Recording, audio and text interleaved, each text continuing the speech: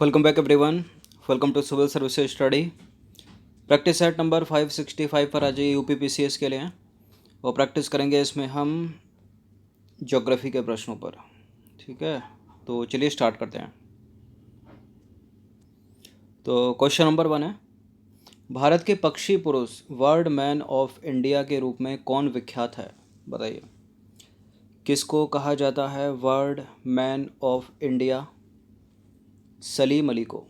ठीक है, Salim Ali, option number सी।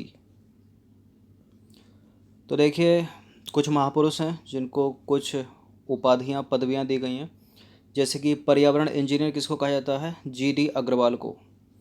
वृक्ष मित्र किसको कहा जाता है? सुंदर लाल बहुगुणा को। Hero of environment Michael Pandey को। और आइस मैन ऑफ इंडिया किसको कहा जाता है? चेवांग नॉरफेल को। ठीक है, forest man of India Jadav Molai Payeng को। और world man of India Salim Ali को। Dolphin man of India Ravindra Kumar Sinha को। और इम्पोर्टेंट है, water man of India Rajendra Singh को। ठीक है, tiger man of India Kailash Sankhala को। और tiger man of the world भी याद रखिएगा, गैनी मैनफोर्ड को। क्वेश्चन नंबर 2 पर आ जाइए। इनमें से कौन सा एक पक्षी शीत ऋतु में प्रवास हेतु भारत नहीं आता है? कौन सा है वो जो शीत ऋतु में प्रवास नहीं करता? साइबेरियन सारा शीत ऋतु में प्रवास करती है। ठीक है, और ग्रेटर फ्लेमिंगो शीत ऋतु में प्रवास करता है। और सफ़ेद बॉकटेल शीत ऋतु में प्रवास करता है। ठीक है, भारत आते हैं, ये कोयल नहीं है, ये ग्रीष्म ऋतु में प्रवास करती है। तो शीत ऋतु में प्रवास करने वाले पक्षी हैं जो भारत की ओर उन्मुख होते हैं, वो हैं साइबेरियन सारस, ग्रेटर फ्लेमिंगो। ठीक है,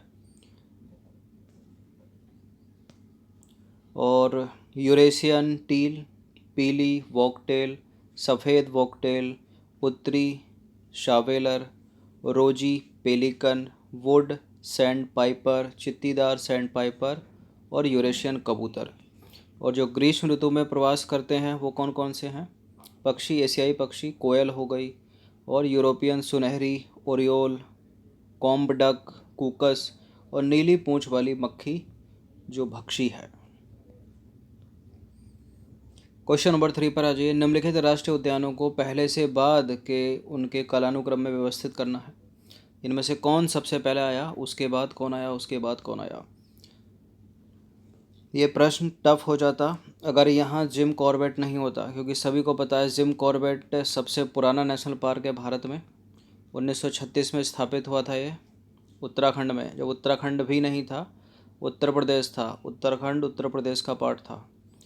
ठीक है, हेली के नाम से ये जो है बना था 1936 में। अब दो अगर सबसे पहले दे रखा है किसी में तो वही आंसर हो जाएगा, अगर दूसरे में नहीं है तो बिल्कुल जिम कॉर्बेट की वजह से पूरा एलिमिनेट हो जाएगा। सबसे पहला जिम कॉर्बेट है 1936 में, उसके बाद कान्हा है, फिर कांजीरंगा है, और सबसे नया है साइलेंट वैली। ठीक है, तो ऑप्शन नंबर 1 हो जाएगा, मतलब ऑप्शन नंबर डी हो जाएगा इसका आंसर। तो राष्ट्रीय उद्यान यह है स्थापना के वर्ष, हेली या जिम कॉर्बेट है 1936 का, कान्हा है 1955, कांजीरंगा है 1974 और साइलेंट वैली है 1984। साइलेंट वैली है केरल में, कांजीरंगा असम में, कान्हा मध्य प्रदेश और जिम कॉर्बेट है उत्तराखंड के नैनीताल डिस्ट्रिक्ट में। सबसे पहले 1973 में जो 1973 में प्रोजेक्ट टाइगर चला था, इसी में चला था, हेली में। ठीक है, जिम कॉर्बेट में। सामाजिक वानिकी में प्रयुक्त बहुउद्देशीय वृक्ष का एक उदाहरण कौन सा है? बताइए। यूकेलिप्टस तो है नहीं, क्योंकि ये तो पर्यावरण शत्रु है, जहाँ उगता है उसके नीचे पानी को पी जाता है, सब खाली कर देता है। खेजरी है यहाँ पर, सी। तो सामाजिक वानिकी का अर्थ क्या है? पर्यावरणीय, सामाजिक व ग्रामीण विकास में मदद के उद्देश्य से वनों का प्रबंधन, उनकी सुरक्षा और ऊसर भूमि का वनरोपण। देखिए, इसके अंतर्गत सामाजिक भूमि जैसे कि गांव के चरागाह, मंदिरों की भूमि, सड़कों के दोनों किनारे, ठीक है, नहरों के किनारे, रेल की पट्टी के साथ पटरी और विद्यालयों में पेड़ लगाना शामिल है सामाजिक वानिकी के अंतर्गत।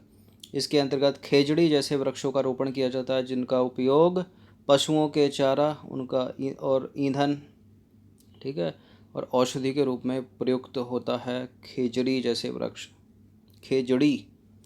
अब देखिए, राष्ट्रीय कृषि आयोग ने सामाजिक वानिकी को 3 वर्गों में बांटा है: शहरी वानिकी, ग्रामीण वानिकी और फार्म वानिकी। ठीक है, बात करें ग्रामीण वानिकी की, तो ग्रामीण वानिकी में कृषि वानिकी और सामुदायिक कृषि वानिकी शामिल है। नंबर 5 पर आ जाइए। निम्नलिखित में से किस क्षेत्र में जानवर कठोर जलवायु को सहन करने में सक्षम है? बताइए, किस क्षेत्र के जानवर कठोर जलवायु को सहन करने में सक्षम है? निम्नलिखित में से थोड़ा दिमाग दौड़ाइए। देखिए, तटीय प्रदेशों में तो वैसे भी ऑप्टिमम सा टेम्परेचर रहता है, कठोर तो जलवायु होती नहीं। ठीक है, प्रायद्वीपीय भारत में भी ठीक ही है। ठीक है, कुछ सर्दी कुछ गर्मी, या अधिकांश उपोष्ण या उष्ण रहता है। थोड़ा दक्षिण भारत आता तो टफ हो सकता था क्योंकि ज़्यादा धूप पड़ती है वहाँ पर, टेम्परेचर दैनिक तापांतर अधिक है। लेकिन उत्तर क्या होना चाहिए इसका? इसको तो एलिमिनेट कर दो। उत्तरी मैदान से भी कहीं अधिक है हिमालयन रीजन के जो जानवर होते हैं।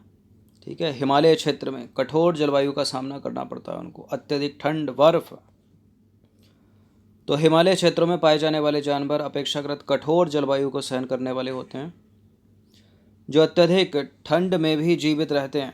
ठीक है, लद्दाख की बर्फीली ऊंचाइयों में याक पाए जाते हैं। ठीक है, याक अगर एग्जांपल दे के समझे। ठीक है, और याक जो है गुच्छेदार सींगों वाला बैल जैसा जीव है जिसका भार लगभग 1 टन का होता है। और यहाँ पर तिब्बती बारहसिंगा, नीली भेड़, जंगली भेड़ और तिब्बती जंगली गधे भी पाए जाते हैं। कहीं कहीं लाल पांडा भी कुछ भागों में मिलते हैं। ठीक है, क्वेश्चन नंबर 6 पर आ जाइए। निम्नलिखित कथनों में से कोई स्टेटमेंट करेक्ट है? सारे भी सही हो सकते हैं।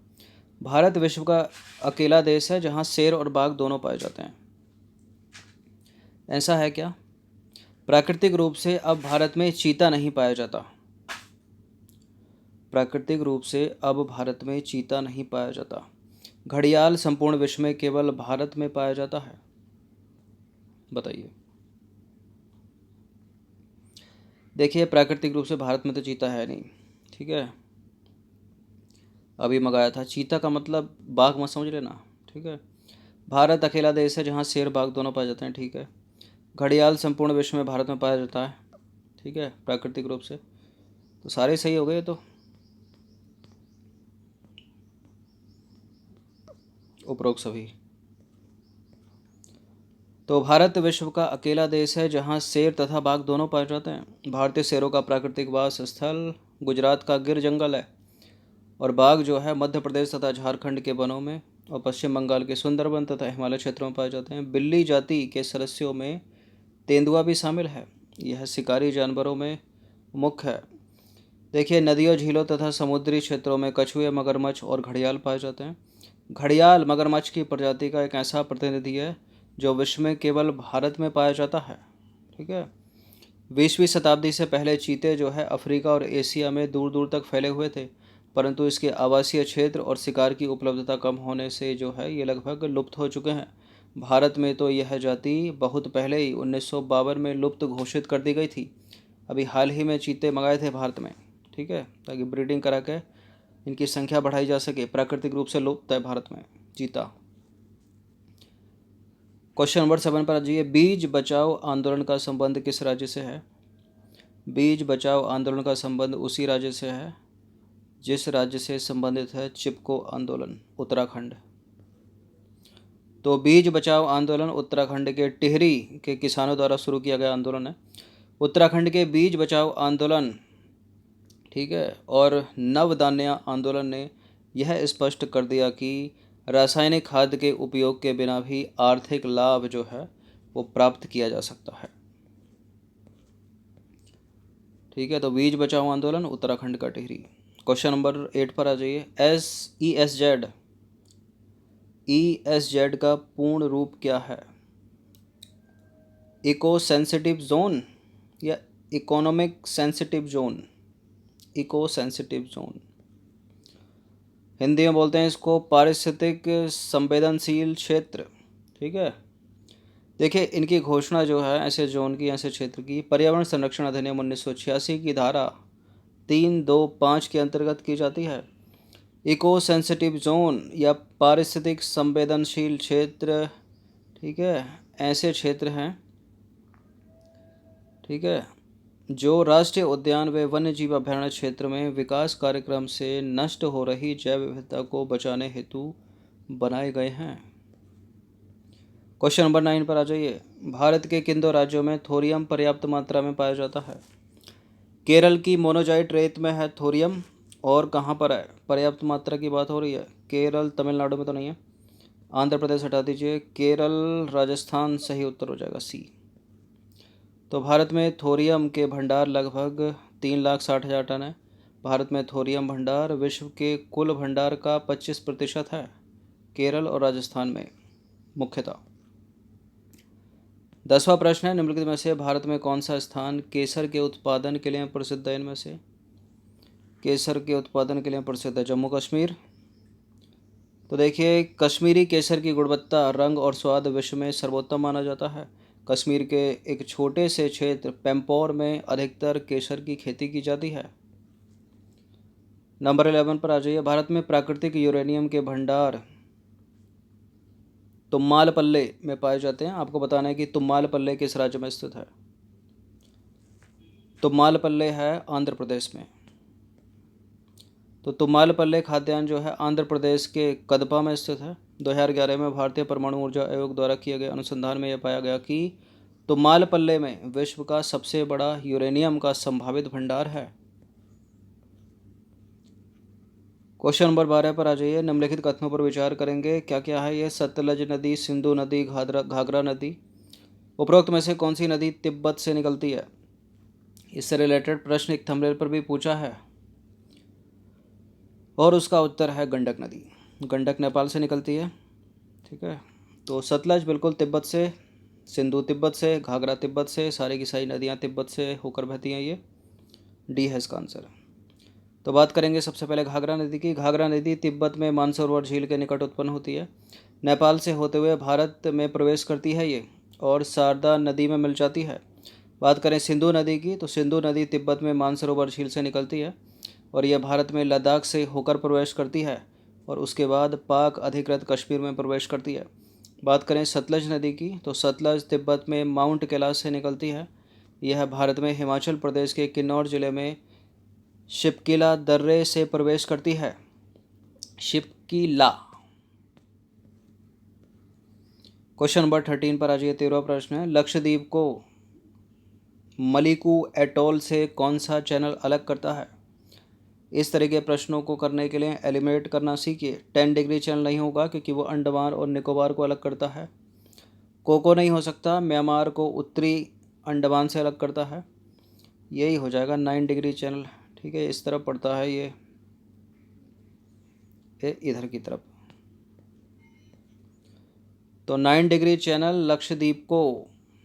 लक्षद्वीप को मलिकू एटोल से अलग करता है। ठीक है। 10 डिग्री चैनल बहुत पूछते हैं, अंडमान निकोबार द्वीप को अलग करता है। क्वेश्चन नंबर 14 पर आ जाइए। भारत के 90% हीरे किस शहर में प्रसंस्कृत किए जाते हैं? कहाँ? गुजरात के, ठीक है, गुजरात का है वो। तो जयपुर हटा दीजिए, मुंबई हटा दीजिए, सी हो जाएगा सूरत। तो गुजरात का सूरत शहर हीरे की कटाई के लिए और पॉलिशिंग के लिए विश्व प्रसिद्ध है। नंबर 15 पर आ जाइए। पंजाब, उत्तर प्रदेश और पश्चिम उत्तर भारत में निम्नलिखित में से किस कारण वर्षा होती है? पश्चिमी विक्षोभ, पूर्वी विक्षोभ, पश्चिमी पवनें, सारे के सारे करेक्ट हैं। उपरोक्त सभी सारे के सारे तो करेक्ट नहीं है ये। वेस्टर्न डिस्टर्बेंस, सर्दियों में होती है वर्षा पश्चिमी विक्षोभ के कारण। तो पश्चिमी विक्षोभ जो है मेडिटेरियन सी में यानी भूमध्य सागर और अटलांटिक महासागर से उत्पन्न होता है। हिमालय पर्वत श्रृंखला के अवरोध के कारण यह विक्षोभ उत्तर भारत के कुछ क्षेत्रों में वर्षा करता है। ठीक है। और सर्दियों की वर्षा होती है एक तरह से फुहार की तरह, और ये जो है गेहूं की खेती के लिए उपयुक्त होती है। ठीक है, क्योंकि कुछ देर पड़ती है और रुक जाती है। चलिए, और तमिलनाडु में जब वर्षा होती है सर्दियों में, वो कैसे होती है? वो पश्चिमी विक्षोभ से होती है? नहीं, वो होती है लौटते हुए मानसून से। तो ये 15 प्रश्न थे ज्योग्राफी के, इनकी प्रैक्टिस एक बार कर लीजिएगा। ठीक है, धन्यवाद।